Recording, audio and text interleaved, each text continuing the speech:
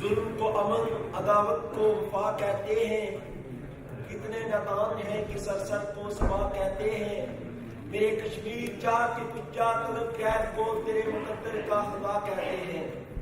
جناب مہمان خصوصی محترم شوکت مقبول بٹ صاحب، جناب غفار انقلابی صاحب، صادق سبحانی صاحب اور کنونشن ہال میں بیٹھے ہوئے جتنے بھی ہمارے معزز مہمان ہیں ان سب کو، اور جموں کشمیر نیشنل عوامی پارٹی، جموں کشمیر NSF اور دیگر جتنے بھی محب وطن ہیں، آپ سب کو میرا سلام۔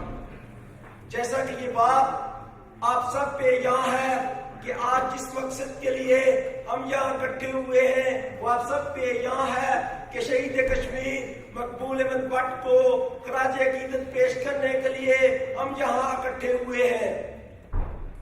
11 فروری 1984 کو جناب مقبول احمد بٹ شہید کو پھانسی کے پھندے پر چڑھایا گیا۔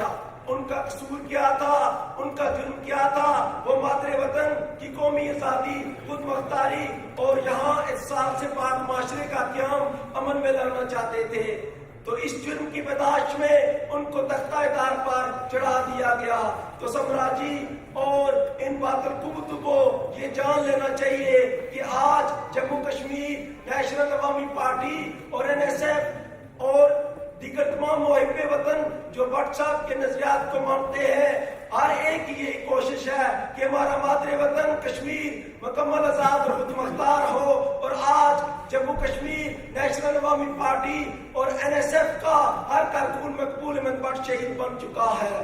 تو میں خراج عقیدت پیش کرتا ہوں شہید کشمیر مقبول احمد بٹ شہید شہدائے چکوٹھی کو، جنہوں نے مادر وطن کی قومی آزادی اور خود مختاری کے لیے بٹ شہید کی راہ پر چلتے ہوئے جام شہادت نوش کیا۔ تو آپ کا میں زیادہ وقت نہیں لینا چاہتا، میرے بعد اور بھی بہت مقررین ہیں، تو میں اسی پر ختم کروں گا۔ اتحاد، آزادی، انصاف۔ السلام۔